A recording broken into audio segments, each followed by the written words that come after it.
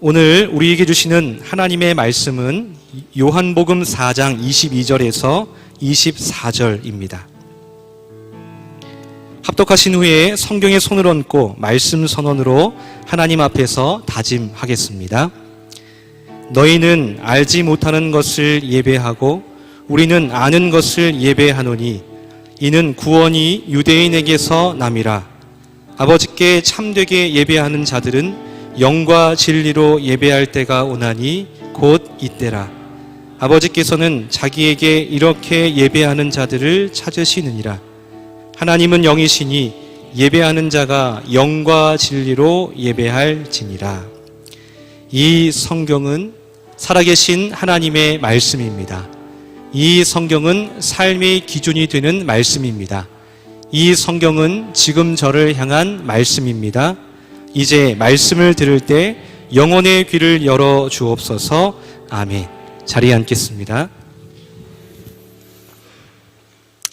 새해 복 많이 누리시기 바랍니다. 새해가 되었습니다. 하나님의 은혜가 이 다드림 예배에 오신 여러분과 함께 하시기를 주의 이름으로 축복합니다. 구인구직 사람 인에서 조사한 설문조사가 있습니다. 오전 예배 시간에도 제가 잠깐 언급을 했는데 우리나라 분들 3,507명을 대상으로 설문조사를 해보니 설 명절이 스트레스가 된다 안 된다 조사해보니까 58%가량이 설 명절이 굉장히 스트레스가 된다. 내 스트레스 되는 원인이 결혼한 분들과 그렇지 않은 분들, 남자와 여자의 차이가 있더라고요. 미혼자들을 보니까 왜 스트레스가 되느냐, 특별히 지나친 관심과 과도한 질문이 스트레스가 된다. 결혼을 했냐 안 했냐, 직장이 어떻게 됐느냐, 그 다음에 대학은 입시는 어떻게 됐느냐, 이런 질문들이 스트레스가 된다는 것입니다. 또 서로 명절에 좋은 말이 오고 가야 되는데 그렇지 않을 때가 꽤 있다는 것이죠.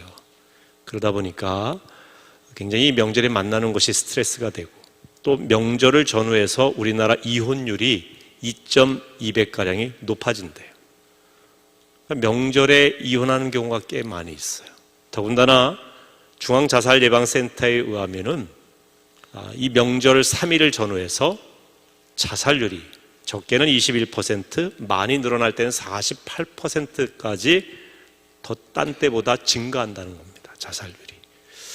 그 원인이 다 이 말에서 나온다고 합니다. 그래서 국립국어원에서는 명절을 전후해서 말을 조심합시다. 그리고 거기서 조사한 바에 의하면 말을 하되 어떤 말을 좋아하느냐, 배우자끼리는 서로 수고에 대한 감사의 말을 굉장히 원한다고 합니다. 부모 입장에서 자녀들에게는 부모님께 감사합니다는 감사의 표현이 굉장히 부모님들이 갈망하는 표현이고요. 자녀들은 좀 부모님들이 또 어르신들이 칭찬해 줬으면 좋겠다. 젊은이들이 갖고 있지 아니한 젊은이들의 결핍에 대해서 지적하기보다는 마치 좋은 조언을 하고 젊은이를 위하는 그런 모습으로 말씀을 하셔도 그것이 가슴을 아프게 하니까 칭찬했으면 좋겠다. 그런 이야기입니다. 그래서 이 명절에는 우리가 감사와 칭찬의 말을 많이 해야 됩니다. 그런데 여러분, 우리 사람도 감사의 이야기와 칭찬의 이야기를 좋아하는데 우리 하나님도 그러신 거 아십니까? 하나님도 하나님을 찬양하고 하나님을 높이고 하나님을 칭찬하는 걸 원하십니다. 우리가 많이 사용하는 할렐루야라고 하는 말은 야훼, 우리 성경에 여호와라고 되어 있죠. 여호와를 찬양하라, 이런 뜻도 있지만 할렐루라고 하는 말의 히브리어 원어적인 의미에는요, 칭찬하다라는 뜻이 있어요. 할렐루야는 야훼 하나님을 칭찬하는 거예요. 하나님은 할렐루야를 좋아하십니다. 그러니까 성경에는 할렐루야가 참 많이 있어요. 그래서 여러분, 예배는 무엇이냐? 하나님을 높여드리는 거잖아요. 하나님을 칭찬하는 겁니다. 할렐루야 하는 것입니다. 사람도 칭찬과 감사를 좋아하듯이 사람이 하나님께 대해서도 감사드리고 칭찬해 드리는 걸 그렇게 좋아하시는 겁니다. 우리 인생은요, 서로 좋아하는 걸 해드리십시다. 서로 칭찬하고 서로 감사하고, 우리 하나님께도 말이죠. 그러면 우리 사회의 자살률도 줄어들 것이고 이혼율도 줄을 것이고 서로 폭력으로 서로를 아프게 하고 괴롭게 하고 또 분노하게 하는 일도 줄어들게 될 것입니다. 이 예배는 바로 하나님께 할렐루야 하는 것입니다. 그런데 하나님께 할렐루야 하는 사람은 혼자만 하는 것이 아니라 하나님은 공동체가 함께 하는 것을 참 좋아하십니다. 그래서 하나님의 꿈이 공동체에 있다라는 것을 우리가 배웠죠. 또 이 공동체에서 우리가 하나님께 예배드리기 위해서 우리가 성숙해야 돼요. 성숙해야 돼요. 어린아이처럼 맨날 어린아이 같아서는 안 돼요. 어린아이들은 요구하지 않습니까? 성숙한 신앙인이 된다면 뭔가 봉사하고 섬기는 일을 하게 되겠죠. 그리고 하나님이 원하시는 것은 세상입니다. 세상에 나아가 선교하는 것입니다. 이게 하나님의 꿈이에요. 그런데 공동체, 성숙, 그리고 세상은 바로 사람을 사랑하는 일입니다. 근데 이 사람을 사랑하는 일이 하나님을 사랑하는 예배와 결부되지 아니하면, 결합되지 아니하면 시너지가 일어나지도 않고 완전체가 될 수가 없는 겁니다. 하나님을 진심으로 사랑하는 가운데 세상을 섬기고 사랑하면서 나아갈 수 있게 되는 것이죠. 그래서 예배는요, 교회의 활동 중에 교회가 형성되어서 해야 될 여러 가지 사명 중에 가장 근본이고 가장 중요하고 가장 기초고 가장 먼저 해야 될 일입니다. 예배가 사라진 교회는 아무리 선교하고 봉사하고 여러 가지 활동을 하고 교육하고 모임을 갖고 해도 하나님을 예배하는 하나님 사랑의 이 예배가 없으면 의미가 없는 것입니다. 교회는 그런 의미에서 예배 공동체라고 할 수 있습니다. 어느 교회에 목사님이 새로 부임을 하셨어요.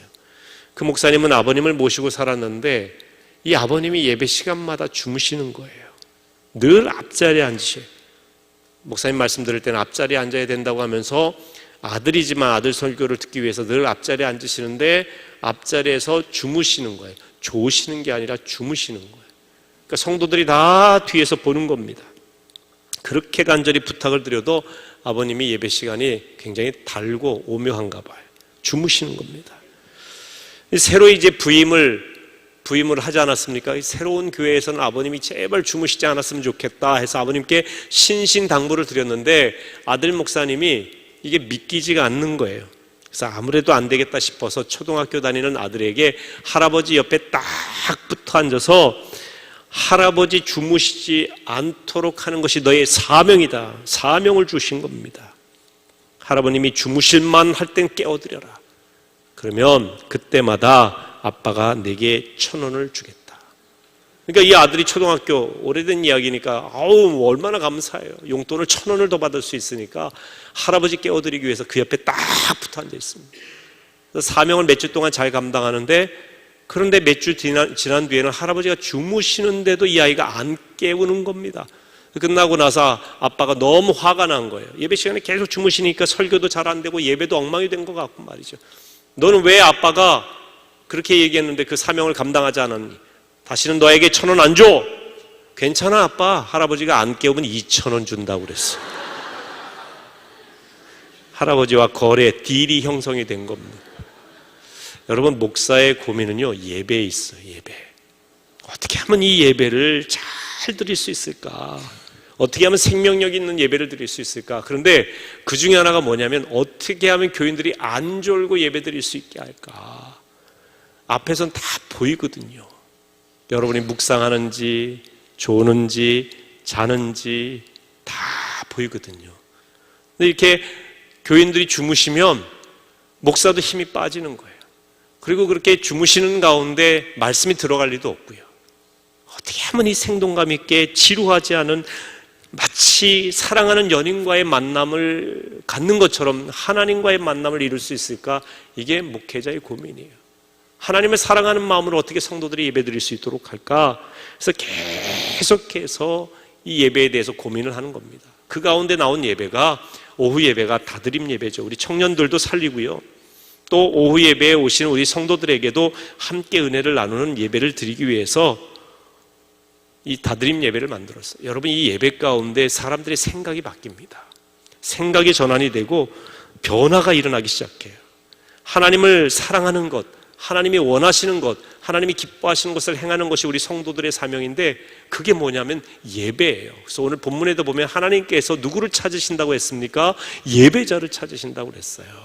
하나님은 실력자를 찾으시는 게 아니에요. 높은 권력자를 찾으시는 게 아닙니다. 하나님은 예쁜 사람을 찾는 게 아닙니다. 하나님이 찾으시는 사람은 예배자예요. 예배를 관리하는 사람이 아니에요. 예배를 구경하는 사람이 아닙니다. 그리고 예배에 대해서 잘 아는 지식자가 아니에요. 하나님은 그 사람이 예배하기를 원하시는 거예요. 근데 목사가, 저도 이제 예배를 드리고 설교하는 목사 입장이지 않습니까? 제가 늘 우리 부목사님들과 전사님들에게 하는 이야기가 있어요. 우리 교육자들은 자칫하면 예배 관리자가 되기 쉽다. 성도들이 예배를 잘 드리는지, 누가 왔는지 안 왔는지 이걸 관찰하고 또 관리하고 예배가 잘 진행이 되도록 여러 가지 환경을 조성하고 그러다 보면 자칫 우리 자신이 예배자가 되지를 못한다는 거예요. 예배의 구경꾼, 예배의 관리자가, 예배 매니저가 된다는 거죠. 하나님이 원하시는 건 예배 매니저가 아니다. 우리가 예배자가 되는 것이 중요하다. 우리가 이 반주와 연주를 통해서 하나님께 예배드릴 수 있는데 우리는 예배 연주자로 부름받은 게 아니에요. 예배의 찬양 리더와 찬양 팀으로 부름받은 것이 아닙니다. 예배 안내위원으로 부름받은 게 아니에요. 각자의 봉사의 자리는 있지만 궁극적으로 그 자리에서 우리는 예배자가 되어야 되는 것입니다. 예배에 그저 출석하는 사람이 아니라 우리가 마음과 영과 진리로 예배하는 예배자가 되어야 된다는 것입니다. 제가 이걸 강조합니다. 그래서 저희가 일부 예배를 만든 이유가 일부 예배 때 우리 모든 교역자들이 앞자리에서, 전에는 이제 교역자들이 주로 뒷자리에 많이 앉았거든요. 수요 예배든 금요 예배든. 저는 전부 다 앞자리로 가라는 거예요. 앞자리로. 그래서 앞자리에서 먼저 하나님 앞에 예배자 되자. 주의 종들이 먼저 예배자가 되어야 된다는 거예요. 저는 우리 청년들에게도 이야기하고 싶어요. 이 예배를 준비하는 우리 찬양팀, 반주, 그 다음에 안내, 여러 가지 봉사팀들이 내가 하는 사역이 중요합니다. 하지만 예배자가 되는 것보다 더 중요하지 않아요. 내가 예배자 되기를 사모하는 마음으로 기도로 준비하고 이 예배를 기쁨으로 하나님께 영광 돌리시기를 주의 이름으로 축원합니다. 전에 어느 교회에서 제가 사역을 할 때 보니까 예배 시간에 교회의 중직들이 회의를 하시는 거예요. 오후 예배 시간에. 제가 그래서 우리 장로님들이나 선교회 분들에게 늘 얘기해요. 예배 시간에 회의하거나 예배 시간에 모임을 갖거나 예배 시간에 딴 거 하면 하나님이 기뻐하시지 않습니다. 교회에서 가장 중요한 일은 그 무엇보다 하나님 앞에 예배하는 겁니다. 하나님은 예배를 기뻐하십니다. 이전에 해외 선교 가는 비행기 안에서 한 성도가 간증을 했어요. 몇 년 전까지만 해도 자신은 선교에 참여하게 될 줄은 꿈에도 몰랐대요. 이전에는 교회를 부정적으로만 생각했답니다. 성경 말씀이나 설교도 고리타분하게만 생각했대요. 그런데 한 1, 2년 사이에 정말 많은 변화가 있었어요. 그 성도에게. 생각과 삶의 방식이 많이 달라졌어요. 이전에는 나만 생각하던 삶에서 이제는 하나님의 뜻이 무엇일까를 추구하는 삶으로 변화된 것입니다. 그러면서 이렇게 덧붙였어요. 열심히 준비해서 자기 아프리카에 선교하러 가고 싶다는 거예요. 하나님의 꿈을 품게 된 겁니다. 하나님이 기뻐하시는 선교의 꿈을. 어떻게 이 성도가 변화되었는지 너무나 궁금했어요. 아니, 어떻게 그렇게 생각이 바뀌고 하나님의 꿈을 이루고 싶은 열망이 생겼습니까? 라고 물으니까 이분 얘기 가운데 예배가 은혜가 되더라고요. 예배가. 목사님의 설교가 들리기 시작하고요. 예배 드리고 싶은 마음이 생기게 된 거랍니다. 그러니까 한 2년 전부터 예배가 회복되자 마음이 회복이 된 거예요. 하나님의 꿈에 대한 열망이 생기기 시작하는 겁니다. 예배 시간에 말씀이 들리기 시작했고 진심으로 기도하게 되었고 형식적인 입술만 벌리는 찬양이 아니라 막 찬양에 대한 기쁨이 있더라는 거예요. 그러자 하나님의 사랑이 채워졌고 자기 생각이 하나님이 뭘 기뻐하시는가에 초점을 맞추게 되었다는 것입니다. 여러분, 예배는 하나님의 꿈을 품게 만들어요.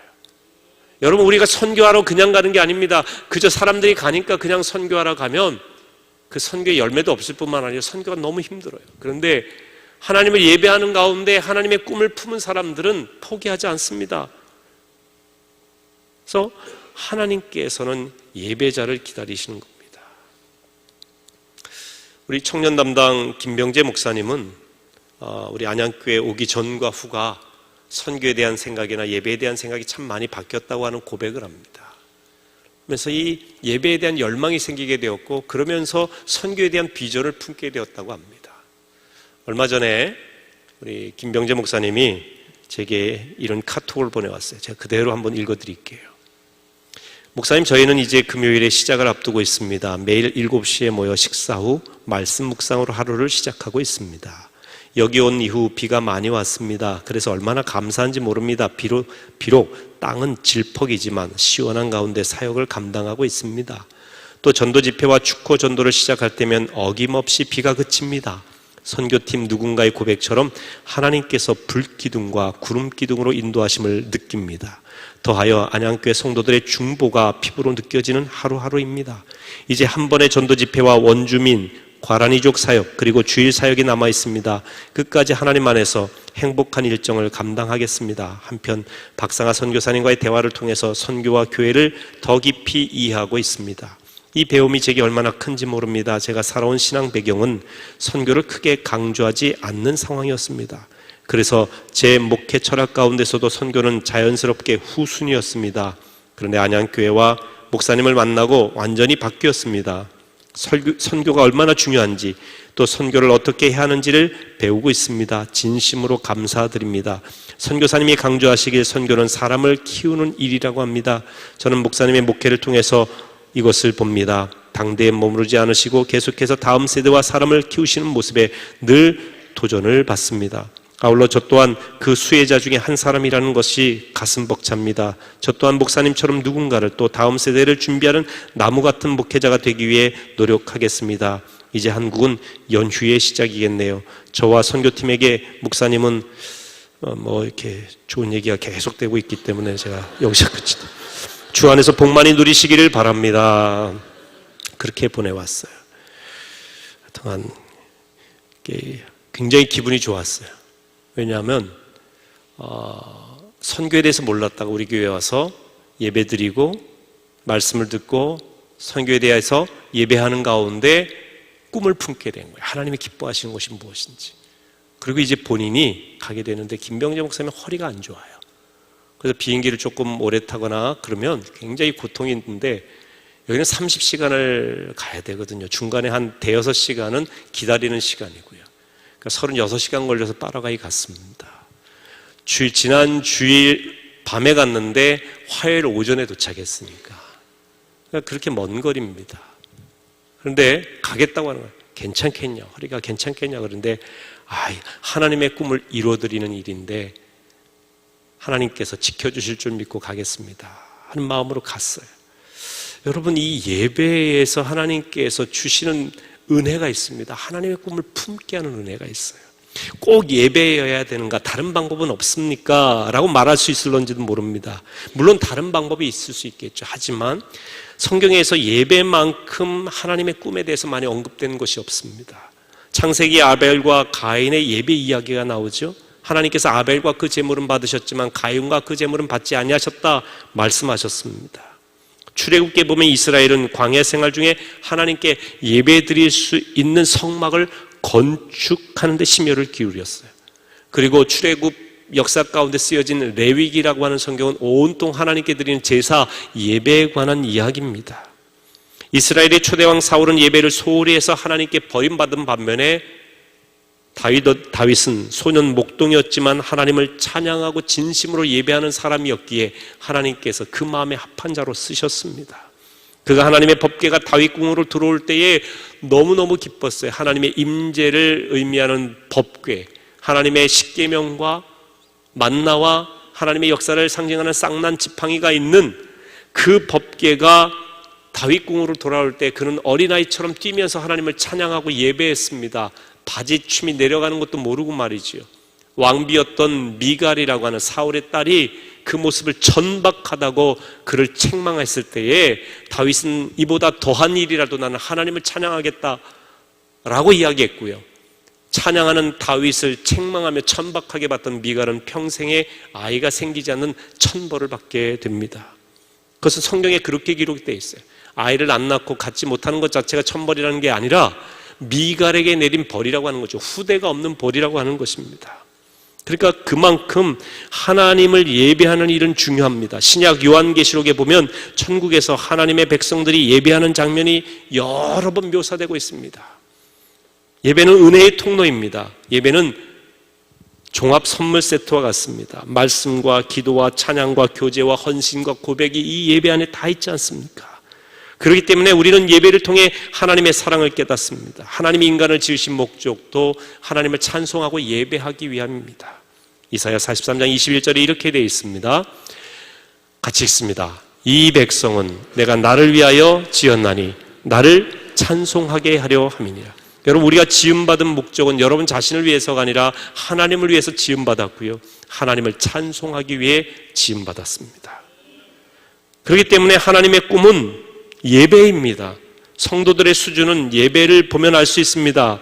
예배를 귀하게 여기고 예배의 중요성을 깨달은 사람은 하나님이 축복하십니다. 반대로 예배를 가볍게 여기는 사람, 쉽게 여기는 사람, 하나님의 꿈보다 자신을 더 귀하게 여기는 사람이고 하나님께서 이런 사람은 붙드시지 않습니다. 하나님의 꿈인 예배를 귀하게 여겨서 찬송 한 곡을 부르더라도 마음으로 입술을 다해서 하나님께 찬송하시기 바랍니다. 기도 한 마디를 하더라도 간절히 주님을 찾으십시오. 옥토와 같은 마음으로 하나님의 말씀을 사모하는 여러분 되시기를 주의 이름으로 축원합니다. 예배가 달라지면 삶이 달라져요. 인생이 달라진다는 것이지요. 오늘 본문에 하나님은 예배자 찾으신다고 했죠. 하나님의 꿈을 이루어드리는 사람이 바로 예배자입니다. 하나님 앞에 최고의 사람입니다. 오늘 본문은 사마리아 여인과 예수님이 대화하는 가운데 나온 이야기입니다. 사마리아 사람은 유대 사람들, 여러분 이스라엘 지도를 보면요, 타원형으로 이렇게 되어 있는데 중간이 사마리아 지역이에요. 윗지역은 갈릴리 지역이에요. 그리고 아랫지역은 유대 지역인데 갈릴리와 유대 지역 사람은 서로 소통을 합니다.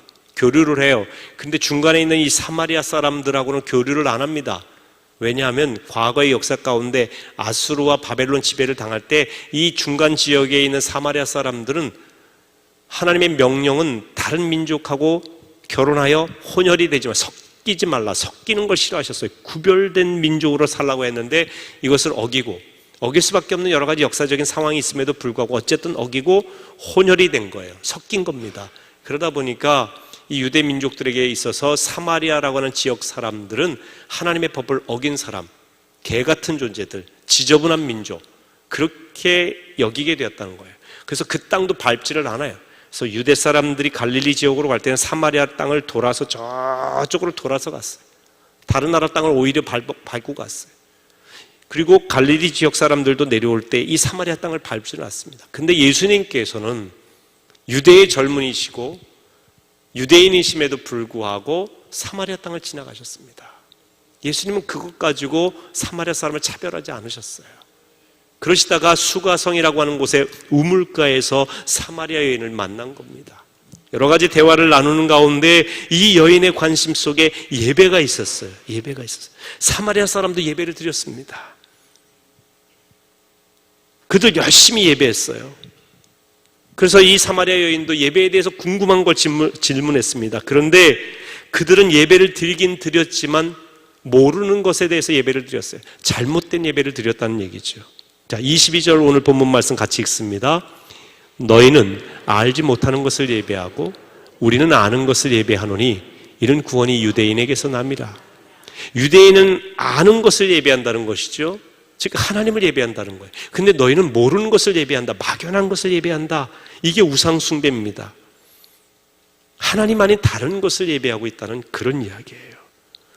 오늘 본문을 통해서 경고하시는 것은 하나님 아닌 다른 것을 예배하는 것은 매우 위험한 일이라고 하는 겁니다. 그리심산이나 에발산, 장소의 문제가 아니라는 것이죠. 하나님을 예배하느냐 하나님 아닌 것을 예배하느냐가 문제라는 거예요. 큰 교회에서 예배하느냐 작은 교회에서 예배하느냐, 이건 문제가 되지 않는다는 겁니다. 나라도 문제가 되지 않습니다. 중요한 건 누구를 예배하느냐 하는 것이죠. 예배는 하나님의 꿈 중에 꿈입니다. 하나님을 예배하기를 원하시는 겁니다. 그런데 사람들은 하나님 아닌 것을 예배합니다.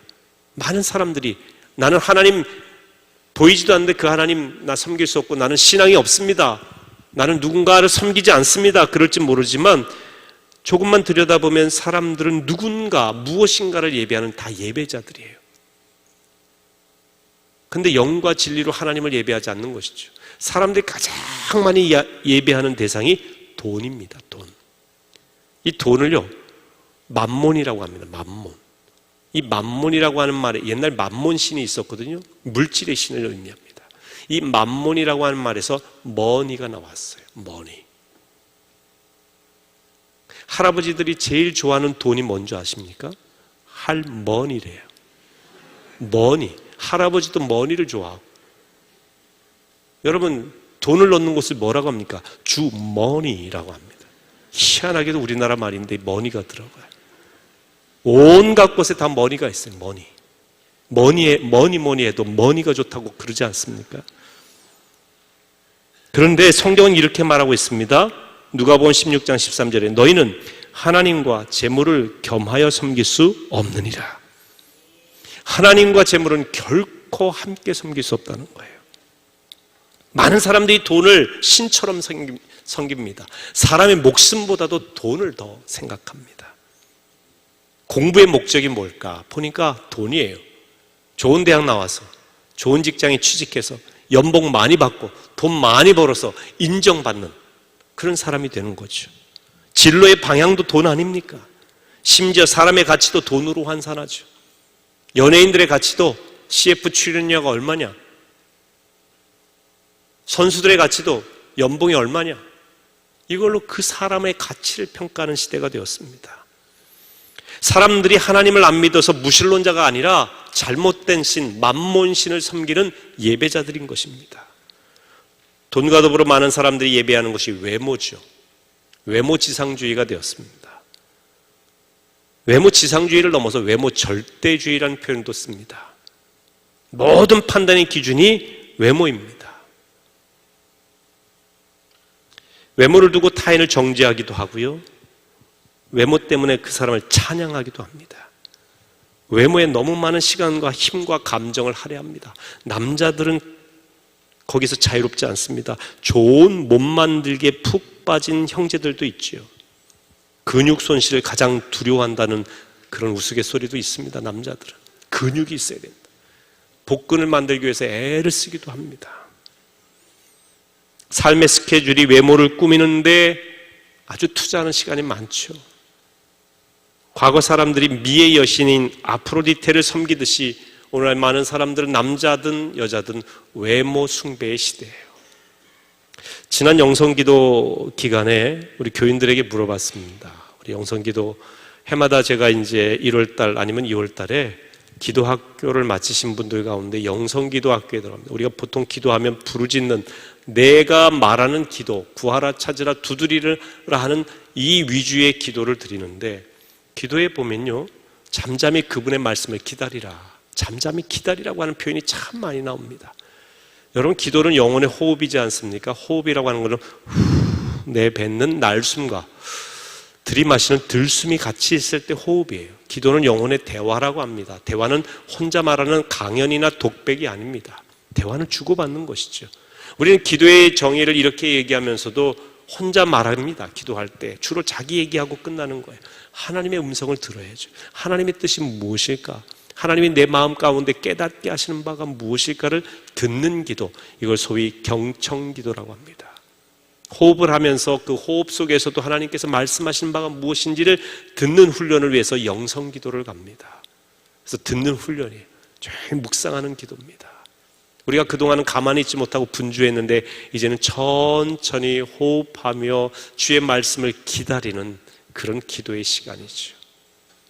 그런데 우리가 이렇게 기다리지 못하고 계속 분주하게 살아가는 원인은 사람들은 끊임없이 비교 속에 살기 때문에 내가 이렇게 천천히 있으면 남에게 뒤지는 것이 아닐까, 이렇게 아무것도 안 하고 가만히 기다리고만 있으면 경쟁에서 떨어지는 것은 아닐까 두려워하는 마음에 무엇인가에 매여서 우리는 끊임없이 분주하게 살아갑니다. 뭔가를 해야 되는 거예요.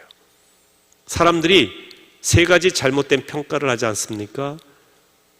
그 사람이 무엇을 하느냐, doing, 이걸로 사람들을 평가해요.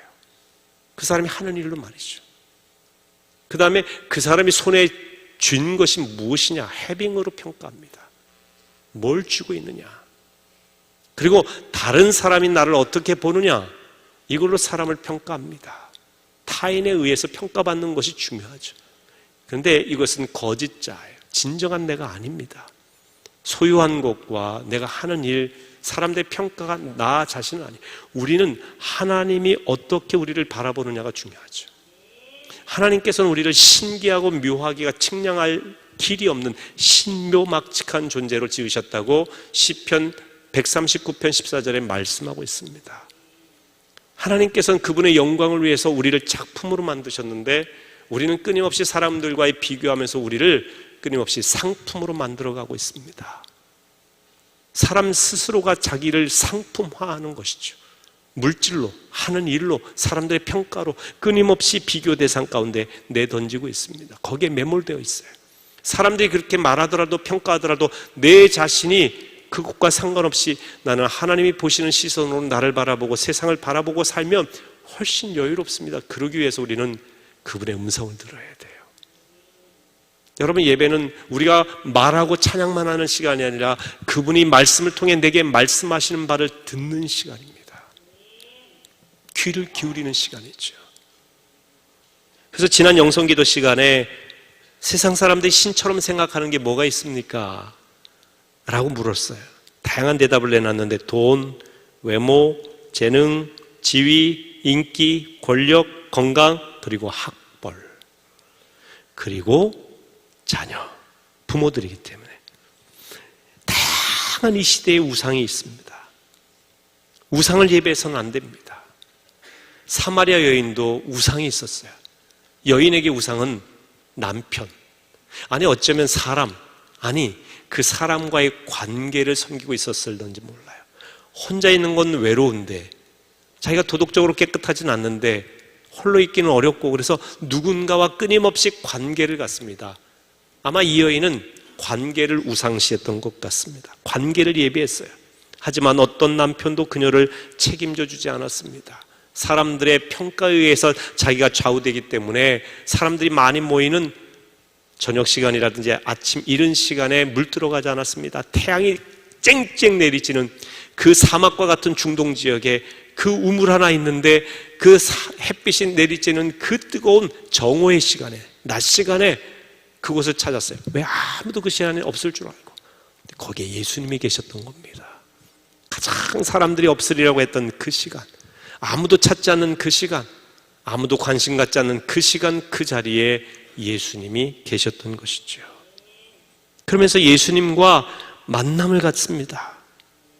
예수님과 만남을 가지면서 이 여인은 새로운 눈을 뜨게 된 것입니다. 전에는 우상을 섬겼어요. 여러분, 우리가 섬기고 있는 우상들은 때로는 우리에게 편리함을 줍니다. 우리의 평판을 좋게 만들기도 합니다. 우리에게 힘을 주기도 합니다. 권력이 그렇지 않습니까? 물질이 그렇지 않습니까? 사람과의 좋은 관계도 그렇지 않습니까? 그런데요, 편리함을 줄 수 있을런지는 모르지만 우리를 구원하지는 않습니다. 결국은 우리를 망치고 말 것입니다. 그래서 하나님께서는 우상 만들지 말라고 하는 겁니다. 신명기 5장 8절에 이렇게 되어 있어요. 너는 자기를 위하여 새긴 우상을 만들지 말고 위로 하늘에 있는 것이나 아래로 땅에 있는 것이나 땅 및 물속에 있는 것에 어떤 형상도 만들지 말며 그것들에게 절하지 말며 그것들을 섬기지 말라. 왜 그러셨느냐? 결국은 망한다는 것이죠. 우상 섬기는 인생은 망하는 인생이 된다는 겁니다. 돈이 우리를 결코 구원해 주지 못합니다. 아름다운 외모가 우리를 구원해 주는 것이 아닙니다.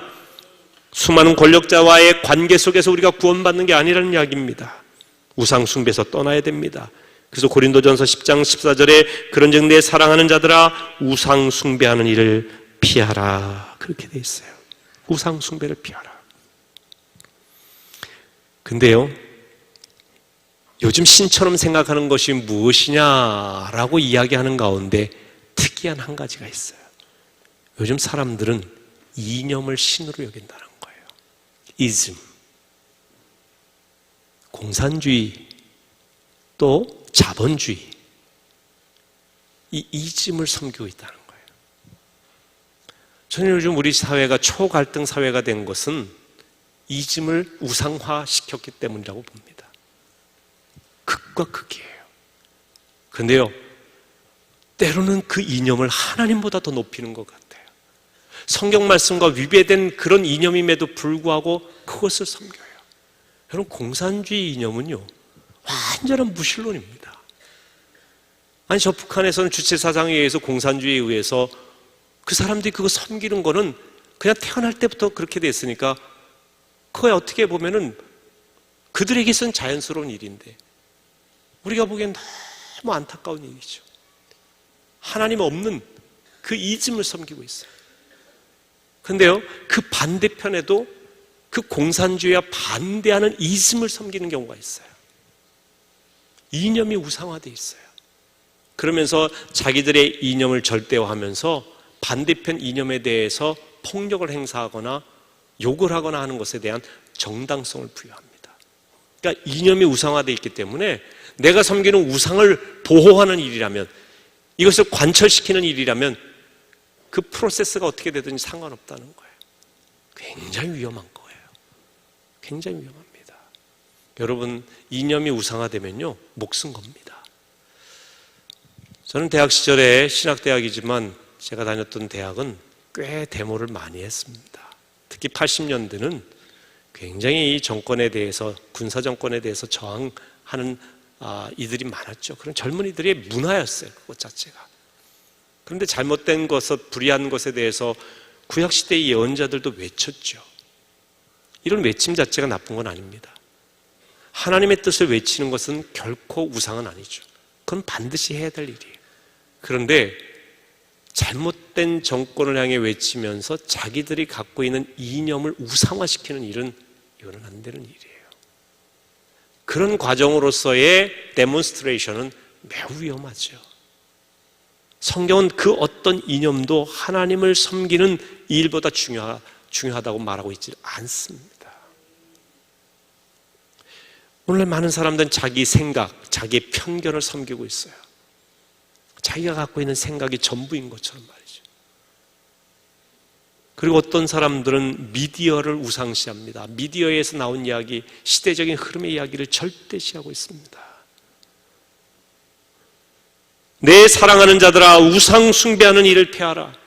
우리가 하나님의 진정한 예배자 되기 위해서는 잘못된 예배에서 돌아서야 된다는 이야기입니다.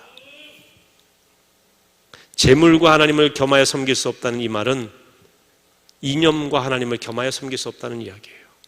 권력과 하나님 겸하여 섬길 수 없다. 섬긴다고 하는 것은 겸해서 섬길 수 없는 거예요. 양다리 걸치지 말라는 거예요. 여러분, 진정한 신앙인은 세상도 섬기고 하나님도 섬기는 사람 아닙니다. 둘을 다 섬길 수 없어요. 하나님만 섬겨야 되는 거예요. 주님만 바라보는 것입니다. 오직 예수로만 구원을 받는 것입니다. 요한복음 4장 23절 말씀 같이 읽겠습니다. 아버지께 참되게 예배하는 자들은 영과 진리로 예배할 때가 오나니 곧 이때라. 아버지께서는 자기에게 이렇게 예배하는 자들을 찾으시니라.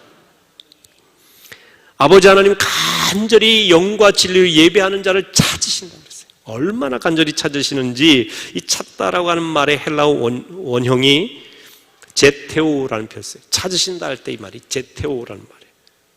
요구하다, 갈망하다는 뜻이 있어요. 이 제테오라는 단어가 어디 또 사용되어 있냐면 누가복음 2장 49절에 예수께서 이르시되 어찌하여 나를 찾으셨나이까? 내가 내 아버지 집에 있어야 될 줄을 알지 못하셨나이까? 그러니까 예수님이 어렸을 때 하는 얘기예요. 예수님이 10대 소년 시절에 예루살렘에 올라갔는데 성전에서 많은 학자들과 바리새인과 대제사장과 함께 토론을 했습니다. 아버지 집에서. 어렸을 때도 예수님은 예수님 아니십니까? 그리스도 아니십니까? 그런데 부모님들 입장에서는 이 어린 예수를 잃어버린 줄 알고 그 명절에 그 수많은 사람들 틈바구니에서 잃어버린 줄 알고 찾도록 찾아다닌 거예요. 예수님을 결국 성전에서 만났죠. 예수님께서 어째야 나를 찾으셨나이까? 내가 내 아버지 집에 있어야 될 걸 모르셨나이까? 할 때 이 찾다라는 말이 제테오예요. 이전에 어린아이를 잃어버렸다가 간신히 그 아이를 찾은 분의 경험을 들은 적이 있습니다. 곧 찾겠지 했답니다. 그래서 처음에는 그런 마음으로 찾았는데 안 보이는 겁니다. 별의별 생각이 다 나더랍니다. 유괴당한 것은 아닌가? 죽은 것은 아닌가? 자동차 사고 난 것은 아닌가? 너무나 괴로웠답니다. 차라리 내가 죽는 게 낫겠다. 우리 아이가 혹시 무슨 변을 당했다면 그 변을 내가 당했으면 좋겠다는 마음으로 찾도록 찾아다니는 거죠. 여러분, 이때의 부모의 심정을 아시겠습니까? 이게 제테오예요. 갈망하다, 간절히 찾다. 하나님께서 예배자를 찾는 마음이 바로 제테오예요. 갈망하시는 거예요. 잃어버리는 아이를 찾듯이 그 부모의 심정으로 찾고 계십니다. 그만큼 예배자를 찾기가 쉽지 않은 것입니다.